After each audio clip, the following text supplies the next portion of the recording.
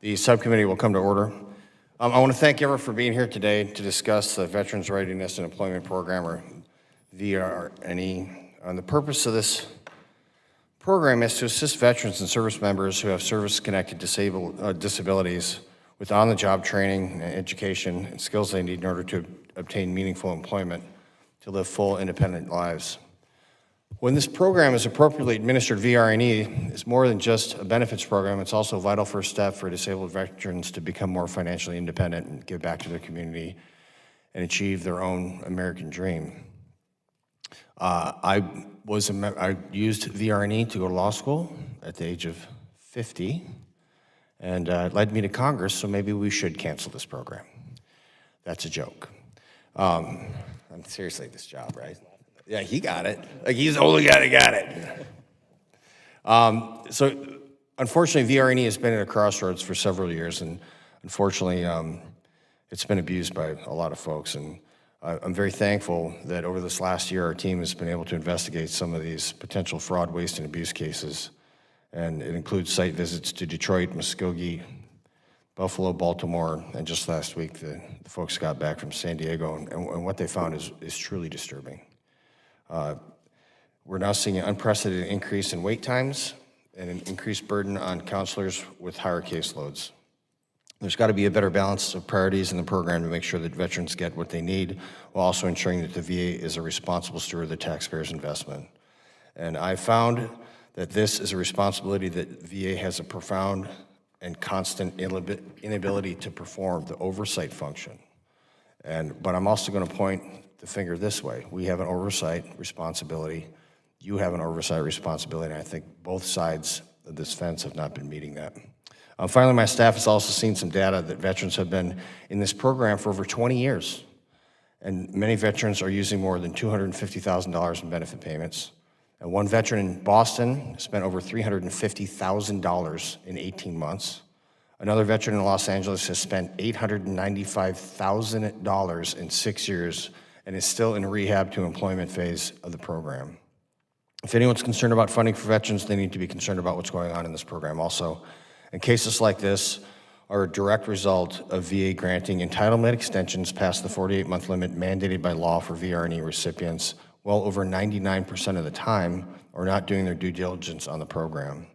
In fact, the VA committee last month found out that since fiscal year 2024, 62,355 extensions were approved, while just 59 requests for extensions were denied. And that's statistically impossible for that to be a functioning number. It's just absurd. I'm looking forward to hearing from the VA about the real-life examples that constitute granting a waiver. On paper, bureaucrats may just be completing a check-in-the-box exercise instead of completing a thorough review. Additionally, we heard numerous concerns about long wait times. The current wait time for a veteran to be seen by a counselor in San Diego, Oakland, and Albuquerque is over 100 days. And 40% of regional offices take over 60 days for a veteran to meet a counselor for an initial evaluation, above the VA goals of a 60-day maximum wait time. A month is too long, making a veteran put their lives on hold for nearly a year before even being seen by a counselor is ridiculous and has a negative impact on not only their lives, but their entire families. And finally, we found that 45% of participants within the VR&E program have successfully completed the program and subsequently re-entered it. That means that nearly half of the VR&E participants complete a program successfully only to return to the program. I understand the need for the veteran whose disability worsens or re-enters the program with the goal of becoming gainfully employed again. However, 45% of individuals using a jobs program more than once is a failure, and this will not stand on my watch any longer. We've also heard from VR&E Executive Director himself that many veterans are retiring from their jobs and applying for VR&E to receive a substance allowance to supplement their income until they're able to receive retirement benefits and Social Security. So in essence, some people are retiring from a job and then entering this program for a period of time to carry them into the age when they're eligible for Social Security. That's not what this program was designed for. The VA knows that there's abuse in this program, yet again until I hear otherwise, VA is not working to fix the holes in the system, period. And we can't ignore this because we can't let this program fail. Finally, I recognize VR&E's latest IT project, the Readiness Employment System, or RES, was launched as a pilot in 2024, and early reports showed that the program has been received very well. I know that VA states they're finally on the right path with the new case management system. However, I'm skeptical, as this undertaking will now span a term of 4 administrations, and we all know how good the VA is at wasting taxpayers' dollars for IT failures. As a matter of fact, they have a 0% rate of getting IT projects right. Ms. Devlin, I got to tell you, I know you just got here. We met the other day in our office, and as discussed, this is how I want this hearing to go. This is going to be a post-apartheid Truth and Reconciliation Commission, meaning, we're not going to hold you to account. I know you just got here a month ago, and I want to make sure that this is an open kimono discussion so that we can clearly identify, articulate, and brainstorm about how to fix these problems. Is that clear? Okay. With that, I'd like to now yield to my very good friend and ranking member, Mr. Pappas. Ms. Devlin, I just want to, what happened? Like, what happened over the last, insert months where this seemed to kind of spiral out of control? Can you, give me the Reader's Digest on that one? Well, the main thing is the ballooning of the workload because of the PACT Act making more veterans eligible to apply. And those veterans are predominantly in certain states have a higher veteran, population, so those stations got impacted more. I wasn't here. Were you here for the PACT Act, Chris? So was that thought of? I mean, was this predicted in the PACT Act? By the way, we're going to have more guys and gals, and therefore we're going to have more counselors for VR&E. Okay, so then we're just failing somewhere along the lines. I want to talk to you for a second. You said you need 387 additional counselors on top of what's in the president's budget? Yes, sir, that would be to get us to the 1 to 125 ratio. Okay, so you're saying you need roughly 800 counselors, is that right? We currently have 1,056 performing this work. So you need 1,400 or 1,500 total? Okay. How many vets have been in this program for longer than 48 months? I don't have that number off the top of my head, sir. Right here. So it's big. So this is, Chris can't read this, by the way. I can, it's really small. I had to take my glasses off to read it. But we got some people here that have been receiving these benefits for like 82 months in a row. And $461,000. We got $895,000. This goes on and on and on and on and on. And I'm just wondering, has anyone been held accountable, to your knowledge, and I know you just got there, for this? I mean, imagine how much medical benefits we could give to folks, or how many more of these people we could hire if we weren't spending $900,000 for an individual to get 72 months of training doing I don't know what. So to your knowledge, has anyone been held accountable for this? We've increased oversight over the last couple of months in looking into those cases to make sure that the right things are being done. Either the veteran needs to be re-engaged and finish their program. Ma'am, I understand. I'm talking about at the Veterans Affairs Administration, to your knowledge, has anyone been held accountable for this absolute buffoonery? We have to look at the individual cases. It's not necessarily incorrect for that veteran to be in the program that long. Ms. Devlin, where do you go to college where you spend $900,000 for a degree? One of those cases that I looked at in my oversight capacity was actually an independent living case where the veteran needed adaptation to their home to be able to navigate their home effectively. Now, this is what we talked about previously, and we're talking about splitting pools of money. But is that the case with this guy? We don't know. It's interrupted. So we need to really get into this, because this committee is also responsible for adaptive housing. So we need to have very clear funding lines. So there's another thing. How do you establish the BAH rate for a student? What is it based on?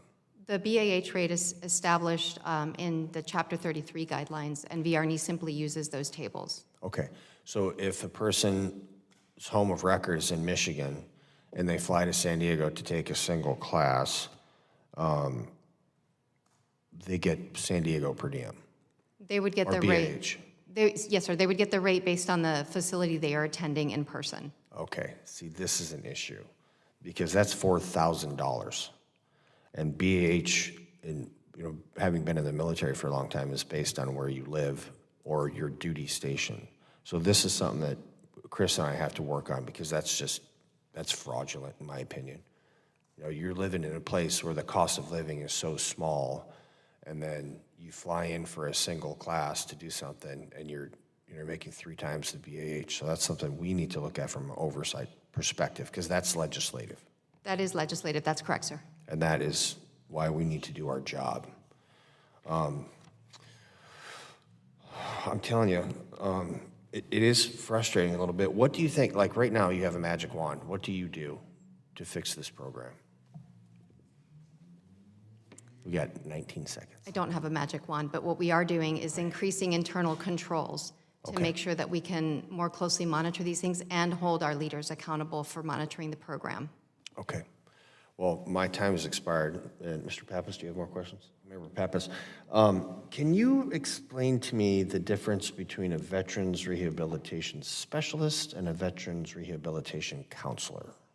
Yes, sir. A vocational rehabilitation counselor has a master's degree in rehabilitation counseling, and so it's a specific industry. And then a vocational, and they can make decisions like entitlement decisions, and they can do the full gamut of services. So they can get a veteran all the way from the very beginning of application all the way through declaration of rehabilitation. A vocational rehab specialist can be at a bachelor's level, similar types of educational credentials, but at the bachelor's level. And they can't make entitlement decisions, but they can help the veteran once the rehabilitation plan has been developed by a voc rehab counselor. They can help the veteran throughout the lifetime of their case, all the way through declarations of rehabilitation or discontinuance if the veteran stops participating. And so what's the ratio between a specialist and a counselor? Like how many specialists do you have compared to counselors? Well, I have the combined number. It's 1,056 of the 2 combined. I'm sorry, I don't have the ratio between the 2. In your professional opinion, do you think you need a master's degree to pull this off? Sir, I think that what the master's degree gives us, I have a master's degree in rehabilitation counseling, and the training that you get in those master's degrees is how to really take a look at the disability conditions and the occupational areas and all of the supports that a veteran might need to achieve rehabilitation and overcome those barriers.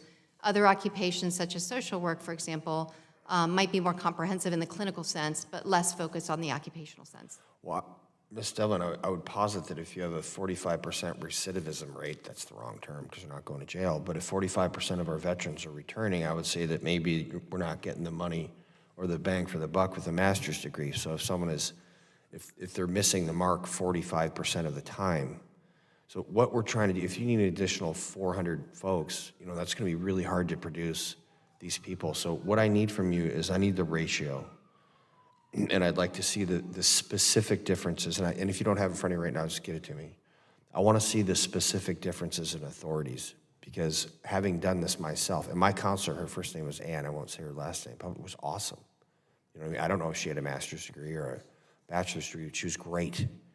And then seeing people along the way, I just think that what we're doing is we're requiring an educational we're setting a standard for an education that's actually limiting our ability to hire people. And I don't see an appreciable difference between the two right now. And I don't want this to be a program that is hampered by an artificial requirement. And the Secretary of Defense and some other folks have removed these requirements for GS levels. You have to have a bachelor's to be this and a master's. Okay, that's been removed through a lot of these different career fields. And I think that's something we need to look at here, just because of these things.